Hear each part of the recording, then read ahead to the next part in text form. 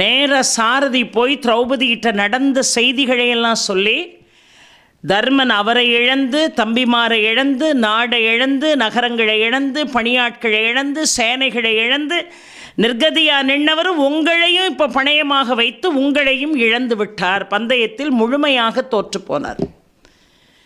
இப்போ துரியோதனன் உங்களை அழைத்து கொண்டு வர சொன்னான் என்று சொன்ன உடனே இப்பொழுது திரௌபதி தேர்சாரதியிடம் கேட்டாள், தர்மன் தன்னை இழந்த பிறகு என்னை இழந்தாரா, இல்லை என்னை இழந்த பிறகு தன்னை இழந்தாரா? அருமையான கேள்வி. அவர் தன்னை இழந்து விட்டார். இப்பொழுது அவர் அடிமை. சொன்னாலும் சொல்லாட்டாலும் இப்போ துரியோதனன் நினைத்தது போல் அவனுக்கு அடிமை. ஒரு அடிமை எப்படி என்னை பணயம் வைக்க இயலும்? வர முடியாது, போய் சொல்லு, போய் கேட்டுட்டு வா அப்படின்னா. துரியோதனுடைய அவைக்கு மீண்டும் வந்து தேர்சாரதி திரௌபதி சொன்னதை சொல்கிறார். துரியோதனன் சொன்னா, என்ன விளக்கமாக இருந்தாலும் அவளை நேரில் வந்து சபையில் சொல்லு, போய் கூட்டிகிட்டு வான்னா. நேரில் வந்து நீங்கள் சொல்லணுமா? வர முடியாதுன்ட்டா. உடனே துரியோதனன் என்ன செய்தான், துச்சாதனன் அனுப்புனான், போய் அவளை இழுத்துட்டு வான்னா. துச்சாதனன் இப்பொழுது புறப்பட்டு போய் திரௌபதியை தலைமுடியை பிடிச்சி கரகரன்னு இழுத்துட்டு வந்தான். அவள் சொன்னா, என்னை தயவு செய்து விடு, நான் ஒற்றை ஆடையோடு இருக்கிறேன், பெண்களுக்கு இயற்கையாக இருக்கக்கூடிய சிரமத்திலே நான் இருக்கிறேன், என்னை விட்டு விடு. நான் கேட்கலை. எவ்வளோ கொடூரம் பாருங்க. அவள் தலைமுடியை பிடிச்சி கரகரன்னு இழுத்து கொண்டு வந்து சபையில் நிறுத்தினான். சபையில் நிறுத்தின உடனே இந்த 5 பேருமே தலை கவிழ்ந்து நின்றார்கள். 5 பேருமே அப்படியே தலை கவிழ்ந்து நின்றார்கள். இப்போ அந்த சபையில் உள்ளவர்களை பார்த்து அவள் கேட்டாள், இந்த சகுனியும் துரியோதனனும் செய்த சூழ்ச்சியால் இந்த நிலைமை வந்தது. ஆனால் ஒரு பெண்ணை பணையப் பொருளாக வைப்பதற்கு இந்த சபையில் இருந்த பெரியோர்கள் எப்படி சம்மதித்தீர்கள்? நீங்கள் சம்மதிக்கலாமா? ஒரு பெண்ணை அப்படி பணையம் வைக்கலாமா? அது நியாயமா? அது நீதியா? அது தர்மமா? அதுதான் நீங்கள் தெரிந்து கொண்ட அறமா என்று அத்தனை பெரியவர்களையும் பார்த்து கேட்டாள். பீஷ்மர்லாம் அப்படியே தலை கவிழ்ந்து அமர்ந்திருந்தார். இப்படி ஒரு அநியாயம் நடக்கும்போது தட்டி கேட்கணுமா இல்லையா? ஒரு ஆலோசனை சொல்லணுமா இல்லையா? எதை வேணாலும் பணையம் வச்சு ஆடுப்பா, மனைவியவா பணையம் வைப்பாங்கன்னு கேட்டிருந்துருக்கணும்லங்கிற அர்த்தத்தில் இந்த கேள்வி எல்லாரையும் பார்த்து கேட்டார். தலை கவிழ்ந்து அத்துணை பேரும் நின்றார்கள். திரௌபதி இப்பொழுது தன்னுடைய மானத்தை காப்பதற்காக போராடுகிறாள். ஆனால் துச்சாதனன் என்ன செய்தான், சபையில் அத்தனை பெரியோர்களையும் வைத்துக்கொண்டு அவள் ஆடையை பிடித்து இழுக்க ஆரம்பித்தாள். அவளுடைய ஆடையை பிடித்து இழுக்க ஆரம்பித்தான் துச்சாதனன். அப்படியே அலறினாள், கதறினாள், கெஞ்சினாள், கூத்தாடினாள். அவளை யாருமே காப்பாற்றுவதற்கு முன்வரவில்லை. கட்டிய கணவன்மார் 5 பேருமே தலைகவிழ்ந்து நின்றார்கள். அவர்களால் எதுவுமே செய்ய இயலவில்லை. சபையில் இருந்த பெரியோர்கள் மத்தியிலே வேண்டுகோளை வைத்தாள். இது தர்மமா என்று கேட்டாள். ஒருவரும் துரியோதனனுக்கு எதிராக பேச தயாராக இல்லை. துரியோதனா, நீ செய்வது தவறு என்று சொல்வதற்கு ஒருவரும் தயாராக இல்லை. ஆனால் விகர்ணன் மட்டும் எழுந்து நின்று அந்த சபையிலே கேட்டான். துரியோதனாதிகளில் அவனும் ஒருவன். அவன் எழுந்து கேட்டான், நீங்கள் செய்வது நியாயமா? சபையில் உள்ள பெரியோர்களை பார்த்து கேட்டான். பீஷ்மர் இருக்கிறார், துரோணர் இருக்கிறார், கிருபாச்சாரியார் இருக்கிறார், சகல பெரியவர்களும் இருக்கிறார்கள். அவர்களை பார்த்து ரொம்ப அழகாக விகர்ணன் ஒரு தர்மம் பேசினான் பாருங்கள். அதர்மத்தை கையில் எடுத்து வாழக்கூடிய கௌரவர்கள் பக்கத்தில் ஒரு நல்லவனும் இருந்திருக்கிறான் என்பதற்கு விகர்ணன் ஒரு உதாரணம். சேத்துல தானே செந்தாமரை பூக்கும், அப்படி செந்தாமரை போல் இருந்தவன் விகர்ணன். நியாயம் பேசினான். அவன் சொன்னான், சபையில் இவ்வளோ படித்தவர்கள் இருக்கிறீர்களே, எல்லா வித்தைகளும் தெரிந்தவர்கள், அஸ்திர வித்தைகள் அத்தனையும் தெரிந்தவர்கள், நீங்கள் படிக்காத கலையே இல்லை. ஆனால் உங்கள் கூட ஒப்பிடும்போது நான் ஒன்றும் பெரிய அறிவாளி இல்லை. ஆனால் இது அதர்மம்னு எனக்கு புரியுது, உங்கள் யாருக்கும் புரியலையான்னு கேட்டான். துச்சாதனன் செய்யக்கூடிய இந்த அடாவடித்தனம் ஒரு அதர்மம் என்று எனக்கு புரிகிறது, படிக்காத எனக்கு புரிகிறது. சகல வித்தைகளையும் கற்று தேர்ந்த உங்களுக்கு இது புரியவில்லையா? திரௌபதியை பணயம் வைப்பதற்கு தர்மனுக்கு என்ன உரிமை இருக்கிறது? தர்மனுக்கு மட்டுமல்ல அவள் மனைவி, அவள் நகுலன், சகாதேவன், அர்ஜுனன், பீமன் என்கின்ற தர்ம சகோதரர்கள் 4 பேருக்கும் அவள் மனைவி. அவர்கள் 4 பேரிடமும் கேட்டுவிட்டாய் இந்த திரௌபதியை பணயம் வைத்தான் இந்த தர்மன். அவர்களுடைய உரிமை பொருளை அவர்களிடம் கேட்காமல் பணயம் வைக்கக்கூடிய உரிமையை தர்மனுக்கு யார் கொடுத்தார்?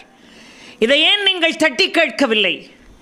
தர்மன் செய்த அதர்மமான இந்த காரியத்தை விட வாய் மூடி மௌனிகளாக நீங்கள் எல்லோரும் இருக்கிறீர்களே, தர்மன் செய்த பாவத்தை காட்டிலும் 100 மடங்கு நீங்கள் பாவிகளாகி போனீர்கள் என்று விகர்ணன் சபையில் தைரியமாக பேசினான். அந்த நேரம் கர்ணன் எழுந்து சொன்னான், விகர்ணனை உட்காரு, கூட பிறந்தவனுக்கே நீ துரோகம் பண்ணுறியா? துரியோதனாதிகளுக்கே நீ எதிராக நடக்கிறாயா? உட்காரு கீழே. தலை இருக்கும்போது வால் ஆடப்படாது. சொன்னாலும் சொல்லாட்டாலும் அத்தனை உரிமை பொருட்களையும் இழந்து போனான் தர்மன். போட்டி தானே, போய் அபகரிச்சுட்டு வரலையே. போட்டிக்கு சம்மதிச்சு தானே விளையாண்டான், சம்மதிச்சு தானே சொக்கட்டான் ஆடுனா. ஒவ்வொரு ஆட்டமாக ஆடுகின்ற பொழுது, ஒவ்வொரு சுற்றாக ஆடுகின்ற பொழுதெல்லாம் இந்த அறிவு அவனுக்கு வந்திருக்கணும். எல்லாவற்றையும் இழந்த பிறகு தோற்று போனவனுடைய அத்தனை உரிமை பொருட்களும் யாருக்குரியது? வெற்றியாளனுக்குரியது. இதில் என்ன தப்பு இருக்கு? நீ எப்படி பேசலாம்? சபையில் இவ்வளோ பெரியோர்கள் இருக்கும்போது நீ பேசுறதுக்கு உனக்கு உரிமையை யார் கொடுத்தது அப்படின்னு கர்ணன் பேசினான். கர்ணனா இப்படி பேசினான் அப்படின்னு நமக்கு கேட்கும்போது கொஞ்சம் வேதனையாகத்தான் இருக்கிறது. இந்த நேரம் திரௌபதி தன்னுடைய மானத்தை காப்பதற்காக போராடினாள். எப்பொழுதுமே ஆயுதங்களை கையில் வைத்திருப்பவர்கள் போராடி வெற்றி பெற்றார்கள் என்று சொன்னால் அது அவர்களுடைய உடலால் ஏற்பட்ட பலம். ஆயுதங்களை கொண்டு எதிராளிகளை வெல்கிறோம் என்று சொன்னால் நம் உடலில் ஏற்பட்ட பலத்தின் விளைவாக நடக்கக்கூடிய நிகழ்வு அது. சாதுரியம், புத்தி, அறிவு, இதெல்லாம் நம்முடைய அறிவு பலத்தால் வரக்கூடிய பலம். ஆக ஆயுதங்கள் எதுவும் அவள் கையில் இல்லை, ஆனால் அறிவு பலம் அவளிடம் இருக்கிறது, சாதுரியம் இருக்கிறது, சகல பலமும் அவளிடம் இருக்கிறது. ஆனால் மிக அழகாக பாரதம் காட்டுகிறது, ஆயுதங்கள் இல்லாத திரௌபதி மனபலம் என்கின்ற ஆயுதம் முழுவதையுமே விடுத்தாள். என்னால் முடியும், என் பலத்தால் முடியும், என் தைரியத்தால் முடியும், என் அறிவால் முடியும் என்கின்ற சிந்தனையிலிருந்து முழுவதுமாக விலகி தன்னுடைய பலம் இதில் எதுவுமே இல்லை, எல்லாமே இறைவனுடைய கையிலே இருக்கிறது என்று முழு சரணாகதி அடைந்து கோவிந்தா கோவிந்தா கோபாலா என்று இறைவனை நோக்கி, பரமாத்மாவை நோக்கி அழைத்தாள். இப்பொழுது ஆடையை பிடித்து துச்சாதனன் இழுக்கிறான். ஆடையை பிடித்து துச்சாதனன் இழுக்கிறான். வண்ண வண்ண ஆடைகளாக வந்து விழுந்து கொண்டே இருக்கிறது. பிடித்து இழுத்து இழுத்து இழுத்து கடைசியில் சோர்வடைந்து மூர்ச்சையற்று கீழே விழுகிறான் துச்சாதனன். இறைவனை ஒருவன் நம்பிவிட்டான் என்று சொன்னால், பகவானிடம் ஒருவன் முழுமையாக தன்னை ஒப்படைத்து விட்டான் என்று சொன்னால் அதற்கு பெயர் தான் ஆத்ம சமர்ப்பணம் என்று பெயர். அந்த சரணாகதியை ஒருவன் அடைந்து விட்டான் என்று சொன்னால் எந்த சூழ்நிலையில் இறைவன் இருந்தாலும் அவன் ஓடோடி வந்து நிச்சயமாக பக்தனை காப்பாற்றுவான் என்பதற்கு இது ஒரு மிகச்சிறந்த ஒரு உதாரணம். இன்னொன்று, இறைவனாக இருந்தாலும் மனிதனாக இருந்தாலும் அவன் செஞ்ச புண்ணியத்திற்கு ஏற்ற பலனை அவன் அடைந்தே தீரணும். ஏன்னா அந்த பாஞ்சாலியை காப்பாற்ற வேண்டும் என்று இறைவன் நினைத்தான். வண்ண வண்ண ஆடைகளாக கொடுத்து காப்பாற்றினான். ஆனால் கோவிந்தா கோபாலா என்று அழைத்த போது அவன் என்ன செய்து கொண்டிருந்தான்? சால்வனோடு போர் செய்து கொண்டிருந்தான். சால்வனோடு, சிசுபாலனுடைய நண்பனாகிய சால்வனோடு போர் செய்து கொண்டிருந்தான். அந்த போரை கூட பாதியில் நிறுத்திட்டு பாஞ்சாலிக்காக ஓடோடு இறைவன் சூட்சமமாக வந்தான், மறைமுகமாக வந்தான் என்று நாம் பார்க்கிறோம். ஆக இறைவனை நம்பினவர்களை அவன் ஒரு நாளும் கைவிடுவதில்லை என்று நாம் பார்க்குறோம். இதில் ரொம்ப ஒரு சுவாரஸ்யமான விஷயம் என்னென்னா, பகவானுக்கு நம்ம ஒன்று கொடுத்துட்டோம்னா நமக்கு பன்மடங்கு கொடுப்பான் அப்படிங்கிறதுக்கு இந்த இடம் ஒரு உதாரணம். ஒரு நாள் யமுனை ஆற்றங்கரையில் எல்லாரும் நீராடி கொண்டிருக்கிறார்கள். பாண்டவர்களும் கிருஷ்ணர் ஒரு பக்கம் நீராடுகிறார்கள், திரௌபதி வேறு ஒரு பக்கமாக நீராடுகிறார். திரௌபதி வேறு ஒரு பக்கமாக நீராடுகிறாள். இப்போ நீராடி கொண்டிருக்கின்ற பொழுது சரியாக மணி நண்பகல், எல்லாரும் சாப்பிடணும்னு முடிவு பண்ணுறாங்க. சரி எல்லாரும் வாங்க சாப்பிட போகலாம், நேரம் ஆகுதுன்னு பாண்டவர்கள் எல்லாம் வெளியே வந்துட்டாங்க. கிருஷ்ணன் மட்டும் தண்ணியை விட்டு வெளியே வரமாட்டேக்கா. வா கிருஷ்ணா பசிக்குது, வா வான்னு எல்லாரும் கூப்பிடுறாங்க. போங்க வாரேன்னு தண்ணிக்குள்ளேயே கிடக்கிறான் கிருஷ்ணன். ஆனால் திரௌபதி அறிவில் கூடியவள், ரொம்ப கூர்மையான பெண்மணி, கூர்மையான புத்தி படைத்தவள். அவன் நினச்சா ஏன் கூப்பிட தண்ணியை விட்டு கிருஷ்ணன் வெளியே வரமாட்டேங்கிறா. ஒருவேளை இடுப்பில் கட்டியிருந்த கௌபீனம் தண்ணியோடு போயிருக்கணும், அதனால தான் வெளியே வரமாட்டேக்கான்னு நினச்சி தன்னுடைய முந்தியிலிருந்து ஒரு பகுதியை கிழித்து கிருஷ்ணன்கிட்ட வீசி, கிருஷ்ணா எடுத்து கட்டிக்கிட்டு வெளியே வாழ்ந்தான். கிருஷ்ணன் சொன்னான், திரௌபதி ஒரு முழந்தான் நீ இன்னைக்கு கொடுத்துருக்க, 1000 முழமாக அது மாறும் ஒரு நாள், உனக்காகவே, உன்னை பாதுகாப்பதற்காகவே என்று வாக்கு கொடுத்தான். அந்த வாக்கினுடைய அடிப்படையில் தான் சால்வனோடு போர் செய்து கொண்டிருந்த கிருஷ்ணன் அதை பாதியில் விட்டுட்டு திரௌபதியை காப்பாற்றணும்னு ஓடி வந்து வண்ண வண்ண ஆடைகளாக வாரி வழங்கினானே. இறைவனுக்கு நாம் ஒரு சின்ன கைங்கரியம் செய்தால் இறைவன் பன்மடங்கு அதை நமக்கு திருப்பி கொடுப்பான் என்பதற்கு இது ஒரு மிகச்சிறந்த ஒரு உதாரணம். இப்படி இறைவனுடைய நாமத்தை சொல்லி அவள் அழைத்து இறைவன் ஓடோடி வந்து அவளை காப்பாற்றினான் என்று பார்க்கிறோம். இப்போ துரியோதனனால் ஒன்றும் செய்ய முடியல. என்ன அதிசயம் இந்த சபையில் நடக்குது, இவளை அவமானப்படுத்தணும்னு நினச்சோம், ஆனால் இப்படி ஒரு அதிசயம் நடக்கிறது என்கின்ற ஆத்திரத்தில் மதி மயங்கி அந்த சபையில் அத்தனை பெரியோர்களையும் வைத்து கொண்டு தனது இடது தொடையில் இருக்கக்கூடிய ஆடையை விலக்கிட்டு இங்கே வந்து உட்காருன்னா அவளை. ஒவ்வொரு ஆண்டும் நெருப்பிலே இறங்கக்கூடியவள் திரௌபதி தன் இடது தொடையினுடைய ஆடையை விலக்கிட்டு வந்து இங்கே வந்து உட்காருன்னா. அவள் சொன்னா பாருங்க, எந்த தொடைய சபையில் நீ காட்டி அந்த இடத்துல வந்து என்னை உட்காருன்னு சொன்னியோ அந்த தொடை வழியாகத்தான் உன்னுடைய உயிர் பிரியும் அப்படின்னு ஒரு சாபம் கொடுத்தார். பீமன் அந்த இடத்துல ரொம்ப அழகாக தர்மனை பார்த்து சொல்லுவான் பாருங்க, யார் தெரியுமா இந்த திரௌபதி? உலகத்திற்கே ஒளி தரக்கூடிய சந்திரனும் சூரியனும் இவளுடைய கற்பினுடைய நிலையை பார்த்து எழுந்து வணங்கக்கூடியவர்கள். அப்பேற்பட்டவளுக்கு இப்படி சூதாடி ஒரு நிலைமையை நீ ஏற்படுத்தி கொடுத்துட்டியப்பா, உன் கையை எரிச்சா தான் எனக்கு நிம்மதியாகும்னா. இந்த சூது விளையாண்ட கை இருக்கு பாரு, அதை எரிக்கணும், அப்போதான் எனக்கு நிம்மதினா.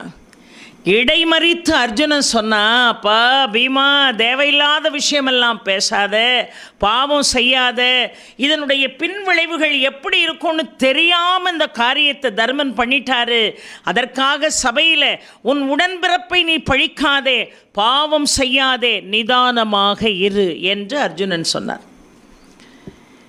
இப்போ என்ன ஒரு ஆத்திரம் இருந்திருக்கும் பாண்டவர்களுக்கு, கொஞ்சம் யோசித்து பாருங்க. கொஞ்சம் நெஞ்ச அவமானமா? 5 பேர் கணவனாக இருந்தோம், ஒருத்தரால் கூட அவளை காப்பாற்ற முடியல, பகவான் தான் ஓடோடி வந்து காப்பாற்றினார். இப்போ பீமன் அந்த சபையில் எழுந்து சொன்னான், என்னுடைய பலம் அத்தனையும் கொண்டு துச்சாதனா உன்னுடைய மார்பை பிழந்த அந்த இரத்தத்தை நான் குடிப்பேன்னா. அப்படி ஒரு ஆத்திரம் அவனுக்கு, இரத்தத்தை நான் குடிப்பேன், உன் மார்பை நான் பிழப்பேன் என்று சொன்னான்.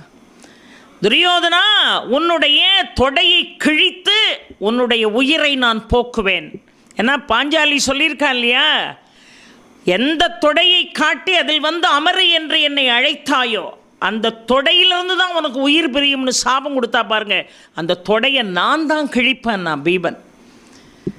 அர்ஜுனன் சொன்னான், கர்ணா நியாயத்தை பேசக்கூடிய விகர்ணனை கூட அதிக பிரசங்கி என்றா சொல்கிறாய், உன்னை நான் கொல்லாமல் விட மாட்டேன். அநியாயத்தின் பக்கம் நின்று கொண்டு நியாயம் பேசக்கூடிய விகர்ணனை பழிக்கிறாயா, உன்னை என் கையால் தான் கொல்லுவேன் அப்படின்னு அவன் சபதம் செய்தான். நகுலனும் சகாதேவனும் சபதம் செய்தார்கள். இத்தனைக்கும் காரணம் இந்த சகுனி தானே. சகுனியை கொல்லாமல் விடமாட்டேன்னா யார்? நகுலனோ சகாதேவனோ மிகுந்த ஆத்திரத்தோடு இருந்தார்கள் என்று பார்க்கிறோம். இந்த நிலை வருகின்ற பொழுது ஒவ்வொருவரும் ஒவ்வொரு சம்பாஷணைகளை சொல்லிக் கொண்டிருக்கிறார்கள். அந்த நேரம் அபசகுன அறிகுறிகள் தோன்றியதாக பாரதம் சொல்கிறது. நரியெல்லாம் ஊழ விட ஆரம்பிச்சது. இவங்க சபதம் சொல்ல சொல்ல நரிகள் எல்லாம் ஊழ விட்டது. கழுதையெல்லாம் கத்த ஆரம்பிச்சது. பிணங்களை தின்றக்கூடிய பறவைகள் எல்லாம் ஒரு வித்தியாசமான சப்தத்தை கொடுத்தது. காற்றிலிருந்து வரக்கூடிய நறுமணம் மாறி எங்கும் இரத்த வாடை வீசியது என்று பாரதம் சொல்கிறது. இப்படி எவ்வளோ ஒரு மோசமான ஒரு சகுனம்! இத்தனைக்கும் காரணம் சகுனி தான் அப்படிங்கிற ஒரு ஆத்திரம் அத்தனை பேரிடமும் இருந்தது. ஆனால் இதில் ஒரு விஷயத்தை நாம் கடந்து போக முடியாது. அதை கண்டிப்பாக நாம் தெரிஞ்சுக்கிடணும். சகுனியும் தர்மனும் உட்கார்ந்து பகடையை உருட்டி தானே இவ்வளோ பிரச்சனை. சகுனி நினைக்கிற எண்ணம் மட்டும் எப்படி விழுந்தது? தர்மனை போல அவனும் சூதாடுறான். ஒருவேளை அந்த வித்தையில் ரொம்ப கைதேர்ந்தவனாக கூட இருக்கலாம். ஆனால் தான் நினைக்கக்கூடிய எண்ணு வரும்படியாக பகடையை உருட்டக்கூடிய சாதுரியம் அவனுக்கு எப்படி வந்தது? அந்த சாதுரியம் இல்லைன்னு சொன்னால் இத்தனை அவமானங்களும் நடந்திருக்க வாய்ப்பு இல்லை. அதனால தான் துரியோதனன்ட்ட சொல்கிறான், பகடையை உருட்டுறதுல எனக்கு நிகர் நான் தான், நீ ஏன் கவலைப்படுற? இந்த காரியத்தின் வாயிலாக அவர்களை தோற்கடிப்போம். கத்தி இல்லாமல், ரத்தம் இல்லாமல், யுத்தம் இல்லாமல் என்னுடைய சூழ்ச்சியால், என்னுடைய பகடக்காயை நான் உருட்டக்கூடிய வித்தையால் அவர்களை தோற்கடிப்பேன். ஏன் கவலைப்படுறேன் நான்? அவனுக்கு மட்டும் அந்த சாதுரியம் எப்படி? அவன் ஏன் அப்படி ஒரு காரியத்தை செய்தான்? பாரதத்தை படிக்கின்ற பொழுது நமக்கு ஆச்சரியமாக இருக்கிறது. காந்தாரியினுடைய உடன் பிறந்த சகோதரன் தான் இந்த சகுனி. திருதராஷ்டிரனுடைய மனைவி காந்தாரி இருக்காளே, அவளுடைய கடைசி தம்பி.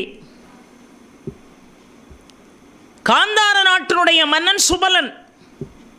அந்த சுபலனுக்கு காந்தாரி, வருஷன், அசலன், சகுனி என்று 4 பிள்ளைகள்.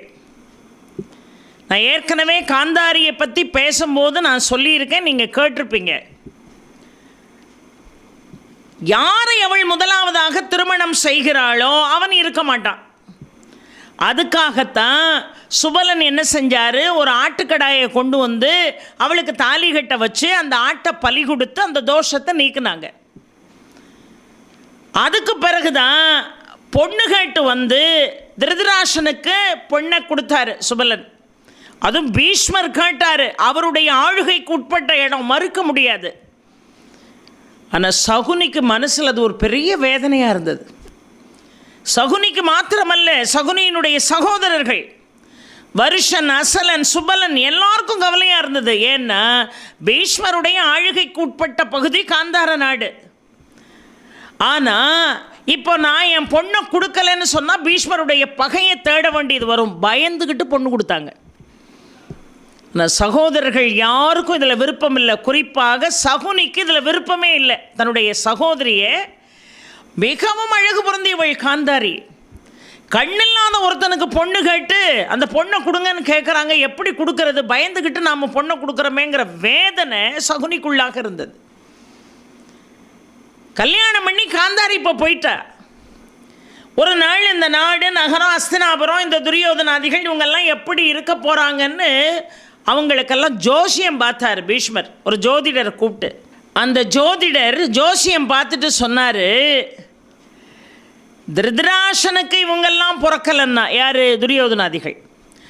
திருதராஷ்டிரனுக்கு இவர்களெல்லாம் பிறக்கவில்லை என்று சொன்னால் இந்த கௌரவர்கள் யாருக்கு பிறந்திருப்பாங்க அப்படின்னு ஒரு கேள்வியை கேட்டார். பீஷ்மர் இப்படி ஆச்சரியமாக பார்த்தார் ஜோதிடரை. யாருக்கு பிறந்திருப்பாங்க அப்படின்னு கேட்டார். ஒரு ஆட்டுக்கடாய்க்கு பிறந்திருப்பாங்கன்னு ஜோதிடர் சொன்னார்.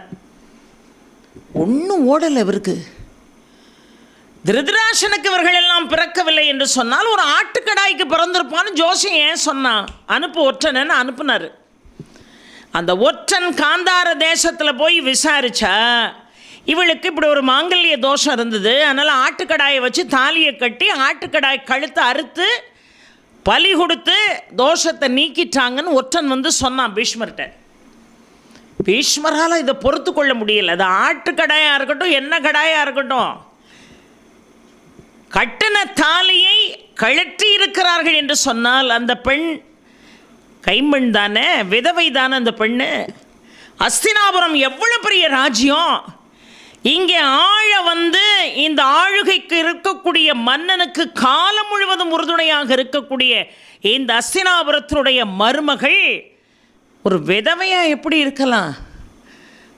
இது வெளியே தெரிஞ்சா எவ்வளவு அசிங்கம் அப்படின்னு நினைச்சாரு யாரு? பித்தாமகர் பீஷ்மர். பித்தாமகர் பீஷ்மர் நினைத்தார் வெளியே தெரிஞ்சா எவ்வளவு அசிங்கம். யாராவது இந்த காந்தார தேசத்தில் இந்த கதையை அஸ்தினாபுரத்தில் யார்கிட்டையாவது சொன்னால் நம்ம மதிப்பு மரியாதை போயிருமேன்னு சொல்லி காந்தார நாட்டு மன்னன் சுபலன், அவனுடைய மகன் வருஷ, அசலன், சகுனி 4 பேரையும் கொண்டு சிறைக்குள்ளே அடைச்சார் பீஷ்மர். பீஷ்மரும் சில தப்புகளை பண்ணியிருக்காரு. அதுக்கு என்னென்ன தண்டனைகளெல்லாம் அனுபவிச்சார்னு பின்னாடி வரும் பாரதத்தில். அது நம்ம கதை போக்கில் நீங்கள் அதை தெரிஞ்சுக்கிடலாம். பீஷ்மர்னே ஒரு தனி எபிசோடு பேசியிருக்கேன். அதில் நீங்கள் அந்த எபிசோடை பார்த்தீங்கன்னா பீஷ்மருக்கெல்லாம் ஏன் இந்த தண்டனை கிடச்சிதுன்னு அதில் நான் பேசியிருப்பேன். நீங்கள் கேட்டு தெரிந்து கொள்ளலாம். அதை 4 பேரையும் கொண்டு சிறைச்சாலையில் அடைச்சார். அடைச்சி உயிரோடு இருக்கட்டும், ஒரே ஒரு பிடி சோறு, 4 பேருக்கும் ஆளுக்கு ஒரு பிடி சோறு. காலப்போக்கில் பசி தாங்காமல் அப்படியே ஒருத்தர் கண்ணு முன்னாடி இன்னொருத்தர் சாகக்கூடிய நிலைமை வந்தது. அப்போ சுபலன் சொல்லுவார், ஒவ்வொரு பிடி சாதம் தான் கொடுக்காங்க சாப்பிட்றதுக்கு. இது நம்ம 4 பேருடைய பசியை நீக்க போகிறதில்ல, நம்ம 4 பேருமே உயிரோடு இருக்க போகிறதில்ல. அதனால் 3 பேர் இந்த உணவை தியாகம் செய்து யாருக்காவது ஒருத்தருக்கு கொடுத்து அவருடைய உயிரை காப்பாற்றணும். அது யாருன்னு முடிவு பண்ணா சுபலன். இப்போ சுபலனுடைய உணவு, வருஷனுடைய உணவு, அசலனுடைய உணவு 3ஐயும் சேர்த்து சகுனிக்கு கொடுத்தார் அவங்க அப்பா. ஏன்னா சகுனி மிகவும் சாதுரியமானவன், அவனுக்கு கொடுத்தாரு. கொடுத்து நீ உயிரோடு இருக்கணும், நம்ம குலத்தை பழி வாங்கின பீஷ்மருடைய குலத்தை அழிக்காமல் இருக்கவே கூடாது, நீ தான் அழிக்கணும், அஸ்தினாபுரம் அழிந்து போகணும், பீஷ்மருடைய குலம் தழைக்கக்கூடாது, அழிந்து போகணும். நாம் என்ன பாவம் பண்ணோம், நமக்கு எதுக்கு இந்த தண்டனைன்னு அப்படியே சொல்லி சொல்லி சொல்லி சொல்லி சகுனியினுடைய மனசில் ஏற்கனவே நம்முடைய சகோதரியை கண்ணில்லாத ஒருத்தனுக்கு கல்யாணம் பண்ணி கொடுக்க சொல்லி பீஷ்மர் பொண்ணு கேட்டு வந்தாரே, இப்பொழுது இன்னொரு அநியாயம், அத்தனை பேரையும் பட்னி போட்டு நாங்கள் கதையவே வெளியே சொல்ல போகிறதில்ல, எங்கள் சகோதரியை பற்றி நாங்களே போய் வெளியே சொல்லுவோமா, ஆனால் சொல்லிடுவோமுங்கிற பயத்தில் இந்த 4 பேரையும் இப்படி சித்திரவதை பண்ணுறாரே, இந்த பீஷ்மரை அழித்தே ஆகணும், பீஷ்மருடைய குலம் அழிந்தே போகணும்னு மனசில் நினச்சான். இப்போ இவனுக்கு மட்டும் சாப்பாடு, மிச்சம் 3 பேருக்கும் சாப்பாடு இல்லை. தன் கண் முன்னாலே தன்னுடைய சகோதரர்கள் உயிரிழப்பதை பார்த்து எவ்வளோ பாவம் யோசித்து பாருங்கள். ஒருத்தன் இந்த உலகத்தில் கெட்டவன் ஆகிறதுக்கு கூட ஏதோ ஒருத்தன் காரணமாக இருக்கான். அவன் நல்லவனாக இருந்தவனை தீயவனாக மாற்றுறதுக்கு ஒரு காரணம் இருக்கு. கண்ணீர் வடிக்கிறான். தன் கண் முன்னால் தன்னுடைய உடன் பிறந்த சகோதரர்கள் 2 மாண்டு போனார்கள். இப்போ சுபலன் சகுனியினுடைய தந்தை உயிருக்காக போராடுறான்.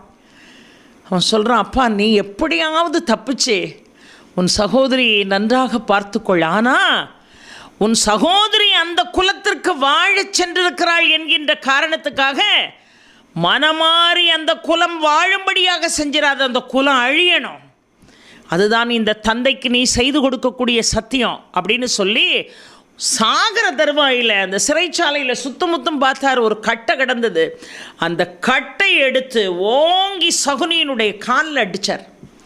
காலில் அடித்தோன்னு, அப்பா என்னை ஏன்பா அப்படி அடிக்கிங்க, நான் என்ன பாவம் பண்ணேன்னா சொன்னார், இந்த நிமிஷத்துலேருந்து கால் நடக்க முடியாத நொண்டி நீ, இந்த காலை நொண்டும் போதெல்லாம் ஆகா என் தகப்பன் சொல்லியிருக்கான், என் மனசு மாறிடக்கூடாது, எந்த சூழ்நிலையிலும் நான் பீஷ்மருடைய குலத்தை அழித்தே தீர்வேங்கிற சபதத்திலிருந்து நீ மாறக்கூடாது, நொண்டும் போதெல்லாம் அவர் செஞ்ச துரோகம் உனக்கு ஞாபகம் வரணும். சொல்லிட்டு சொன்னார், அப்பா இந்த தாயம் உருட்டுறதுல ஒன்று அடிச்சுக்கிட்ட ஆளே கிடையாது, ஆள் கிடையாது. அதனால நான் உனக்கு இப்பொழுது ஒரு வரம் கொடுக்க போகிறேன். நான் செத்த பிறகு என்னுடைய கை விரல்கள் 10 இருக்கு பாரு, அந்த கை விரல்களையும் எடுத்து அதில் உள்ள எலும்பை வச்சு நீ தாயம் உருட்டு. என்னுடைய கை எலும்புகளை எடுத்து அதை பக்குவப்படுத்தி அதுதான் தாயம் உருட்டக்கூடிய உபகரணம்.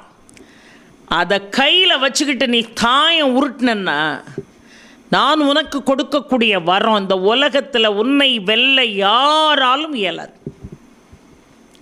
எவ்வளவு அறிவு புரிந்தவனாக இருந்தாலும், எவ்வளவு வேகமாக ஆடக்கூடியவனாக இருந்தாலும் உன்னிடம் சொக்கட்டான் விளையாட்டில் தோற்று போவான்.